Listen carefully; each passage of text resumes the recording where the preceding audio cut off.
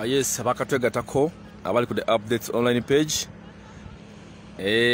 Mwasibye mutyanno basebo ne banyaba batulaba. Asubire nti muli bulungi. Lero zinaku z'omwezi 19 mwaka 2020 mwezi gwa 11 tukyalina Lufeenya basebo ne banyabo. Tulina Lufeenya era nga njagala bategeeza tukuva olunaku olw'eggulo obudde bwe buti. Tetunaba kubanga tufuna amawulire gonna ag'enjawulo wabula ate okwongera mu biwundu n'okulaba nti abantu baffe abadde bakwatiddwa ate nabo bakyali munda. Olunaku olwaleero Honorable Segirinya Muhammad naye akwatiddwa ate ne baganda baffe abalala nabo bakubiddwa mizibu akadde kano era nga bapookya na biwundu. Awo ge mulengera ago ge mafuta agenda Lufeenya agasooka ate bo n'amalala agasembayo eri nga Jinja Road we yasookera eyalinga eva eri ku gundi ku mazzi. So obudde buno tuli wano ku main road, ebyentambula byo bitambula bulungi era abantu babulijjo bakola emirimu gyabwe naddala wano ena Lufeenya. Naye ekiriwo ekyenjawulo kwe kulaba nti abantu balemereddwa okubeera nga baakisesinga okulaba ku president waabwe Robert Kyagulanyi Ssentamu. Kakati obudde bwe buno bwe tubagamba nti obudde buze ku bunnaabwo, buli muntu w'oli teri agenda kukaabira ddoboozi, teri agenda kukufuukira ddoboozi. Kino ekiseera kyabwe kyatugamba nti buli muntu olina okufuuka Bobi Wine w'oli, olina okufuuka Kyagulanyi w'oli, olina okufuuka everyone, olina okufuuka freedom fighter w'oli weerwanirire. Kiseera kyakukola ki? Kiseera kyakwerwanirira, kubanga n'abo abatono tubadde tutonokulayo nti wuuno wuuli abadde atulwanirira naye batandi babagombyemu obwala, kubanga Segirinya Muhammad ku makya akwatiddwa nga yakava ku NBS program ey'okumakya nga bakamala okumukwata. Abasajja bazitidde mu kabanga lya police caravan ne bamugombamu obwala okukakana nga bamuyoddeyodde bamukubye ena Lufeenya. Tiimu endala gye mpuliddeko erimu badde NCT n'abaana abalala bakwatiddwa erukka eyo etwalidda iganga mu kooti, but I'm not sure oba bali mandinze, I'm not sure oba bagenda kubeera nga babata. Ebyo nabyo tuwulira biwulire kubanga babadde babafulumya tebakkiriza bannamawulire bonna okubeera nga babatambulirako.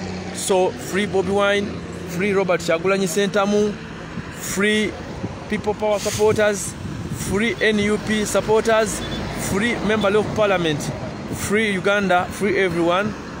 Abasibiddwa nga tebalina musango. Kyekiseera okwerwanirira basebo ne banyabo. Bino tuze tubagamba nti Uganda is a failed state, nga mugamba nti tutya. Ndowooza mukiraba nti obudde buno budde bwa campaign. Buli muntu yenna ateekeddwa okubeera nga akola campaign ze awatali kumukuba ku mukono.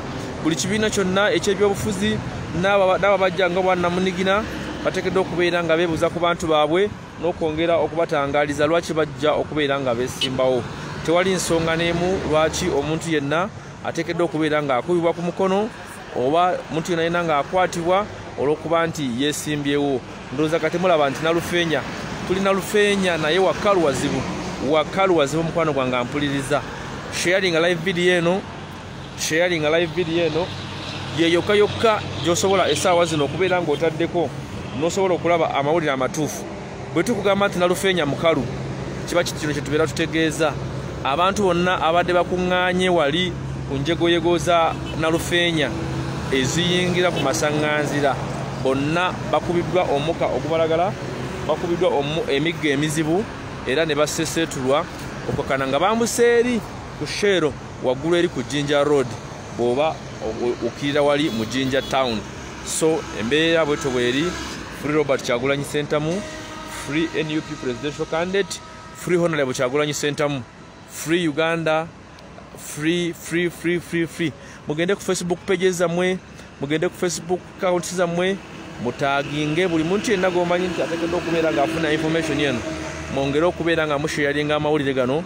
Bannayuganda bonna abali mu nsi yonna n'ebitongole ebikuuma ddembe byonna tusobole okulaba nga bifuna amawulire gano, nate era tusobole okubeera nga tuyambibwa. Sharing live video eno esobole okubeera nga etambula viral. Sharing. Abasirikale kati bw'oli mu kulaba, obusubi bw'oli mu kulaba bwebaseemu abasirikale aba Uganda Police, obwo obusubi bw'oli mu kulengera awo bonna bwebaseemu abasirikale aba Uganda Police, mulimu abasirikale aba military police, mulimu abanamaje, aba ISO, aba PUSO, aba LUSO, aba maaso, buli kitongole ky'omanyi ekikuuma ddembe bonna bali wano era nga toyinza kumanya kiki ekigenda mu maaso. Oyinza okugamba nti wano oba waliwo omuntu agenda okuyitawo ow'amaanyi, oyinza okugamba nti Nalufeenya yafuuse barracks ku kkubo wano nti yeekuuma kati Robert Kyagulanyi Ssentamu, naye nga bino byonna byonna it's just intimidation, it's just okubeera nga abatuteekamu fear. We have to stick on what we want such that tusobola okubeera nga tufuna eddembe lyaffe n'okulaba nga Abannayuganda bonna bonna bafuna eddembe. Abavubuka abakedde okwegugunga wano n'okuwandiika chats okwongera okulaga obutali bumativu bwabwe bonna bakubiddwa mizibu era ne bambuka eri waggulu nga ku Shero ekirira mu Jinja mu town. So bonna bavuddewo, there's no one here right at the moment. So twongera bategeeza nti awo kati wewatyo wetuli mwongera okubeera nga mulabisa abasajja bano baganda baffe, mukozi munnaffe, staff munnaffe gwe tukwata naye live zino owa Geto TV, Ashraf Kasirye akyapookya Nabiwundu wali mu ddwaliro Jinja era nga naye alumizibwa nnyo. Buli muntu yenna eyakubiddwa olunaku lw'eggulo yakubiddwa ekiyiso. That is the reality. Segirinya abadde tabalimba basebo ne bannyabo. Buli muntu yenna gwe twatuuseeko kabe edi mutwe obadde osobola okumusanga ekiyiso mu mugongo ng'omulaba ekiyiso bakimukubye ne weebuuza omuntu oba kuba atya ekiyiso. So bano abasajja batujju, bano abasajja basiba abantu, bano abasajja bo bazze kulaba nga batumalawo. Buli bakwata abaana bakuba ebiyiso, olukuba ekiyiso n'owulira ng'enjoka zikutokota. Omwana enjoka zamutokose n'agamba nti mu lubuto wanjokya yenna yina ng'alinga ababirira. So eyo embeera bwetyo bweri, naye mwongere okukimanya nti tutegedde okubeera ffeffe nawe nga twerwanirira. Teri agenda kulwanirira munnange gwali ku the updates. No one will fight for you. You have to fight for yourselves. You have to seek for a new government for yourself. You have to fight until ng'olaba nti ensi yo efunye eddembe. If it's to die, guys, people will die. Why not? If it's to die, people will die. Munnaye njagala bategeeza nigino emirembe gye mubadde mulowooza nti egiriwo era abantu baafa. Bw'otuuka eruweero olaba obuwanga bw'abantu. Bw'otuuka eruweero olaba mulekwa abaana nga balaajana nga bagamba oh my god, my dad, my mom lost mu lutalo. So why not? You think tujja kufuna emirembe nga tetufudde? You think government ene natuwa obuyinza nga tetumaze kuyiwa musaayi? Si bakulu nga kuyiwa musaayi, naye mulina okukimanya nti awali okufuna emirembe we have to fight. We have to fight or peacefully or forcefully. We have to fight. So abavubuka mubalaba batandise okubeera nga ate bakoma waabwe, mulaba batambula batandise okubeera nga bakomawo, obalaba bambi manyi nga baweddemu naye nga bagezaako okubeera nga balwana mbeeremu oba mu mbeera endala. So embeera bwetyo bweri abali ku the updates ndowooza nammwe ekigenda mu maaso mukiraba. We stream live zino okubeera nga tuzibawa in full package okubeera nga bintu tubitematemamu nate era musobole okulaba nga nakyo mukiraba. Omugenzi Kirumira bwe yali agenda okufa yagamba nti bw'oyogera amazima ofa era ne bw'osirika ofa. Yesterday mwalabye eri omukyala abadde akolera bali ku Nassa Road awo ku Nassa. Omukyala oyo ekifaananyi ekyo kyalaze nti bamukubye essasi, naye bwe bamukubye omukyala oyo kiraga nti yabadde atunda mmere, yabadde atambuza mmere, simanyi, naye nga nalabye yadde yagudde n'amasowaani bambi n'agwa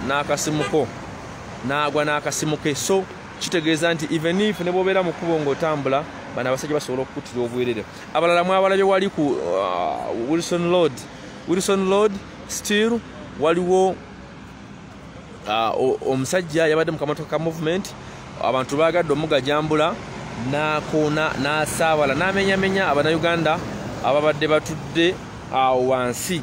So kino kitegeeza nti if it is a violence, if it is a war, olutalo bwe luba nga luzze n'alumanya ne saalumanya bonna bonna bajja kubeera nga balumizibwa era bajja kubeera nga balumizibwa byansusso. Ndaba akamotoka akatutese Girinya kaako mu kalengere akamotoka akatutese Girinya kali mu kuva Nalufeenya. Akamotoka akatutese Girinya kaako mukalabye basebo ne banya bakatutese Girinya kaakali awo kakaravaani ako era olaba nti kapaakinze awo kali kapaakinze awo katutese Girinya ako akamotoka ako ndaba nga ate kayimiridde wali ku road block, ndaba nga kayimiridde ku road block. Tetumanyi kiki kye kali mu kukola akamotoka ako akatuteseginnya. Ndaba nga kambuse. So mbadde nkyabategeeza nti bw'oba owulira ng'omutima gwo oyagala kulwanirira ddembe lyo, please, it's your rights to stand and fight for your rights. Naye ne bw'onaasigala eka bwe kiba nga enkyukakyuka ezze ejja kujja positively and negatively ejja tukosa. Kkiriza enkyukakyuka bw'eba enajja ejja kutukoza both economically, financially and physically. Tuteekeddwa okubeera nga tukosebwa kubanga tuviirayo mu nsi nnyingi nnyo.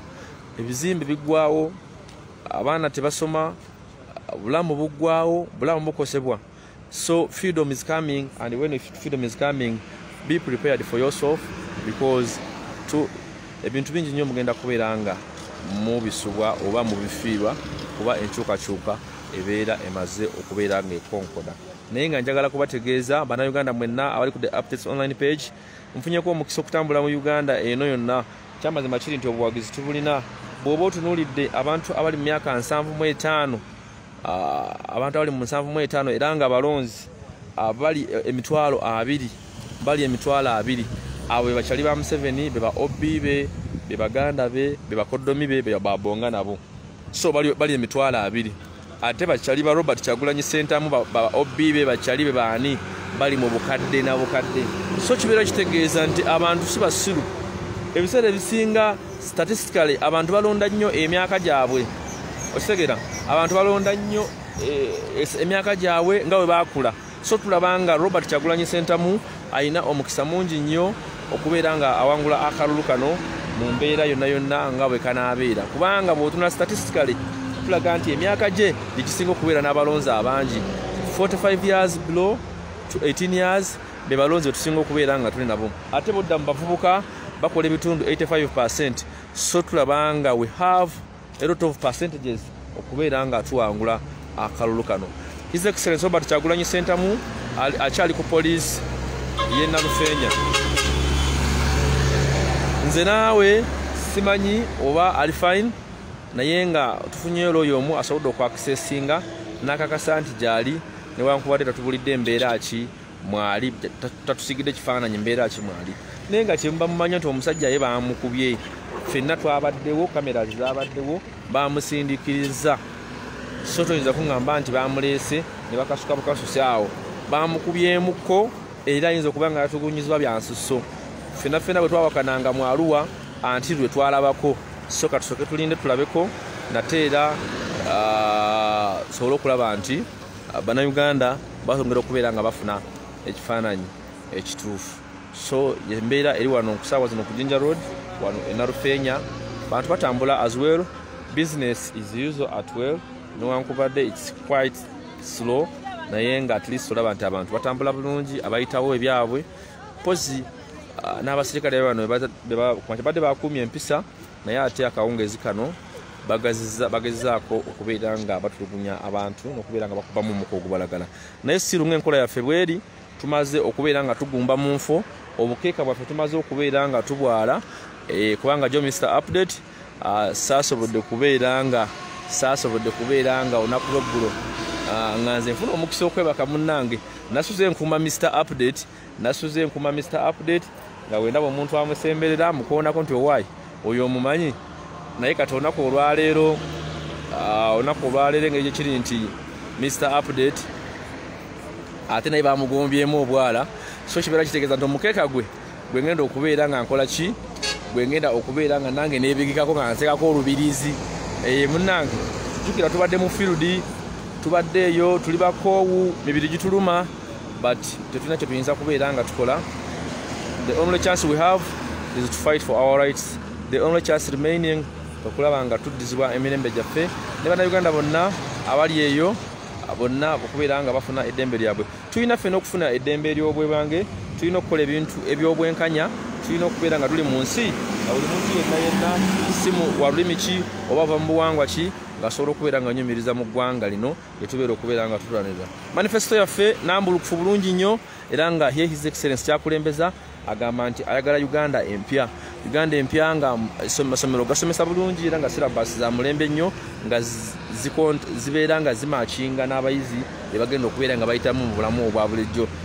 Manifesto ya Festiru egamba kulaba nti Uganda amalwaliro gabeeramu eddagala ate nga buli muntu yenna oba wakikula ki asobola okubeera nga ajjanjabirwa mu ggwanga lino erya Uganda. Manifesto yaffe okulaba nga essiga eddamuzi libeera lyenkanya ng'era omuntu wa bulijjo afuna omusaala ogumumala mu kitongole kyonna okulaba nga tasobola kulya nguzi oba oliawo nti alina kyabuliddwa mu mbeera yonna. So ebintu byaffe birambulukufu bulungi, ensonga zaffe nnambulukufu bulungi, era nga njagala kubategeeza nti ffe ng'Abannayuganda tulindiridde okulaba ku bukulembeze bwa His Excellency Robert Kyagulanyi Ssentamu okubeera nga atukulembera bulungi nnyo na ffenna okubeera nga tweyagalira mu bukulembeze obw'omuvubuka omuto alina obwongo obwogi ddala. So bwe kityo bwe kiri, embeera bwetyo bweri, naye nga njagala kubategeeza nti bannamawulire okuva media houses ez'enjawulo UBC, bannamawulire okuva mu CNN banne bonna batusedda mu ggwanga Uganda era nga bagezaako okubeera nga bakavalinga ebigenda mu maaso, era nga olaba nti Bannayuganda ab'enjawulo bonna batusedda era nga balindiridde okulaba kiki kigenda mu maaso.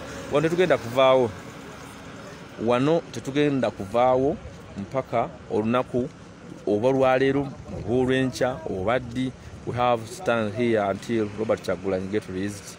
Tulina okubeera wano, tulina okulaba ne bannaffe bonna baka ab'enjawulo aba NUP okuva mu district ez'enjawulo ne constituencies ez'enjawulo bamaze dde okutuuka. Ate tufunye n'omukisa nti n'aba presidential candidates bonna abeesimbyewo bakkiriza okulaba nga nabo campaigns zaabwe baziyimiriza okulaba nga beegattira wamu ne His Excellency Robert Kyagulanyi Ssentamu okubeera nga batambula naye. Tiimu ya The Updates weeri wano era nga twakoze nayo yonna omubwako omulala nga akwatamu, driver bwe yeebako omulala nga avugamu.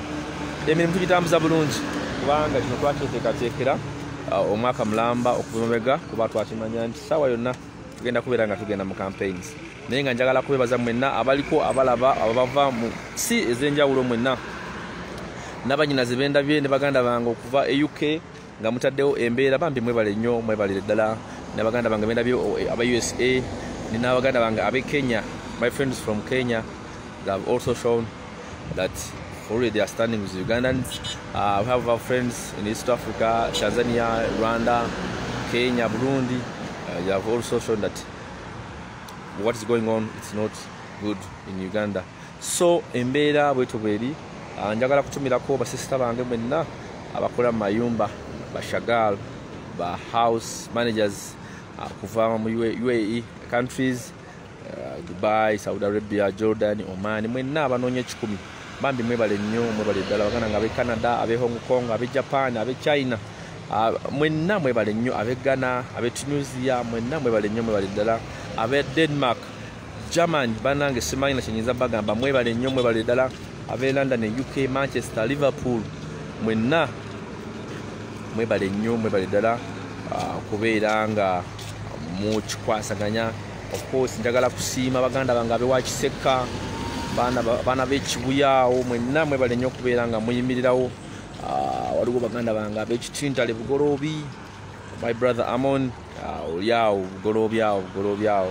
Tubiddeko muganda wange, mwebale nnyo okubeera nga mukikwasaganya.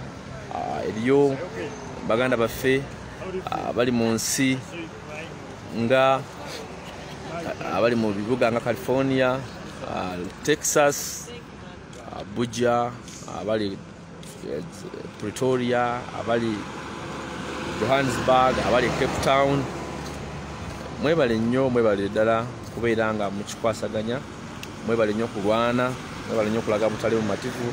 Abaana b'omu Kisenyi awo, abaana b'e Wandege, abaana b'omu Kalere, abaana b'omu Katanga, mwenna mwebale nnyo, mwebale ddala kubeera nga mulwana n'okubeera nga mulemera. Ab'e Bahrain bambi tubatumiddeko Kibuka Masias, ogambye goli Bahrain, Sylvia Nasike, ogambye olu UAE, bambi webale nnyo kubeera nga olaba. Waliwo omulala Esther Nalunga, ogambye goli team house manager. Ba team house managers mwenna bambi tubatumiddeko, mwebale nnyo kubeera nga mugoberera mwebale nnyo kwagala nsi mu Uganda. Okube waliwo ese Katerina ogambye nti osinzidde Saudi Arabia bambi nawe bali nnyo kubeera nga mukikwasaganya.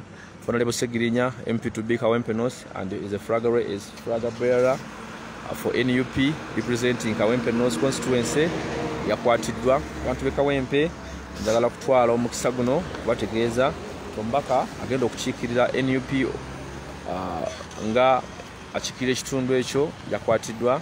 Honorable Segirinya Muhammad tagenda kusobola kubeera nammwe obudde bwonna munamwetagiramu okuva kati paka nga amaze okubeera nga ateebwa atasobola okubeera nga mu accessinga namwe nabo badde balina programs naye olunaku olwaliro njagala kubategeeza nga mpita ku mukutu guno gwa Segirinya Muhammad fans page nti taliiwo yakwatiddwa namwe nabo bamukubira amasimu taliiwo yakwatiddwa.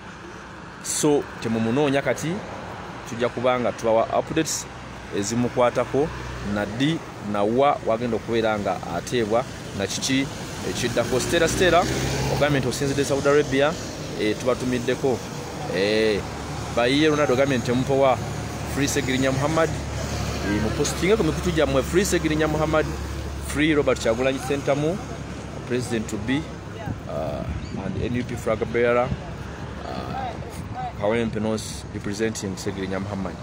Free Muganda afo Segirinya bambi abadde atubeererawo mu mbeera yonna era n'ensonga ezimu ezamukwasiza okulaba nga avaayo oluusi n'alwanirira abantu n'alaga bannayuganda amazima nti kino kino kiteekeddwa okubeera nga kitambula bwe kiti. So eyo embeera eriwo teweewuunya tomorrow it might be me or today or the other day naye kyonna kyekiri omanyanga bumanya nti Sweet Apple yakwatiddwa lwa nsonga nti abadde alwanirira mazima oba bwenkanya mu ggwanga lyattu Uganda. Bangi bakyabatuusaako ebirabe, bangi bakyabatta era munzikirize nsaasireko famire zezimu ezafiiriddwako abantu baabwe. Tewali kye tuyinza kubasasula, tuli mu lutalo bakusebo ne bannyabo n'ekintu kiri kimu nti newankubadde tuli mu lutalo okulaba nga tuwangula olutalo luno. Osinaba tuwangudde abaana n'abazzukulu bonna bajja kubeera nga abali bulungi, but we have nothing can pay you guys. Bebakuba amasasi, bebatomera, bakyali baffe bebakuba tear gas, bebakuba emiggo, bebasiba. We don't have any prize can pay you guys.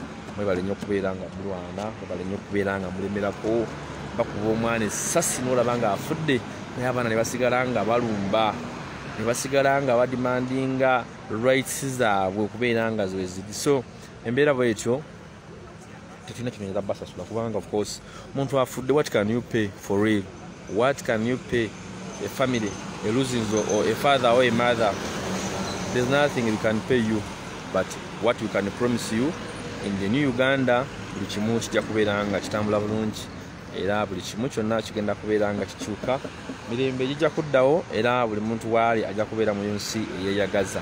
So I think kansooka ate mbasiibule nate era tujja kubeera nga tukomawo obudde bwonna, update yonna enaaba ebaddewo nja kubeera nga nkomawo nsobole okubeera nga mbalambulira ensonga ate era tibwe zinaabeera nga zitambula obudde obwo. Naye for now munzikirize mbasiibule. Selected Timo Game thanks our Sweet Apple for the information, bro. Thank you so much for appreciating. Sauda government we wanted Sauda Norino government wanted freedom in Uganda and Saudi Arabia. Okay, mukwano bale nnyo. Ate Abdul government tulonde bulonzi president wa Mr. Kyagulanyi Ssentamu. Of course bale nnyo na okubeera nga ensonga ozitambuza bukwaku. Ate Nwagaba Jackson government sorry about this. Yes, no worries, nja kubeera nga kigwa naye nga kijja kubeera nga kigwa nga sinava ku muzindaalo. Munzikirize mbategeeze nga nakuza omwezi 14 omwezi ogwa January tugenda kulonda abapresidenti b'eggwanga. Tegeeza maama, tegeeza taata, tegeeza everyone home that nakuza omwezi 14 January tugenda kulonda abakulembeze b'eggwanga. So abantu basobole okubeera nga beteekateekera olunaku olwo kuba akalulu ate era tukakuume. Omala okulonda tovaawo, omala okulonda sigalawo until nga akalulu ako kamaze okubeera nga kabalibwa n'okakasa nti kasiringiddwa bulungi, n'okakasa nti figures ezivudde mu kalulu zonna zivudde mu bulungi, ate osobole okubeera nga ovaawo. Ate era making sure nti mukagoberera mpaka ekateekeddwa okubeera nga katuukibwa mu mikono emituufu ate bekakomawo tukabale bwe tumala okukabala tujja kuba ne tale center yaffe wano ku electoral commission yaffe ku kitebe ekikulu ekya NUP ku tale center kuba DR forms zibeera bbiri ey'ekibiina awamu negenda mu electoral commission. DR forms zaffe tumala okuzikuŋŋaanya ne tulaba nti tuwangudde emotoka yatutesegirinyezemu nekomawo. Bwe tumala okulaba nga gundi ezo tuzifunye bulungi ate tudimandinga ewini yaffe yenkola gye tugenda okukola bagita robadoba style. Motoka yiyo yatusegirinya yiyo etambula yiyo motoka yatusegirinya. So bwe tumala byonna okubanga biwedde tusobole okubeera nga ate tudimandinga wini yaffe. Mbaagala nnyo, mbaagaliza olunaku olungi. Kambasibule ate era mubeere bulungi. Bye bye for now. Nja kuba nga nkomawo, mbeere bulungi.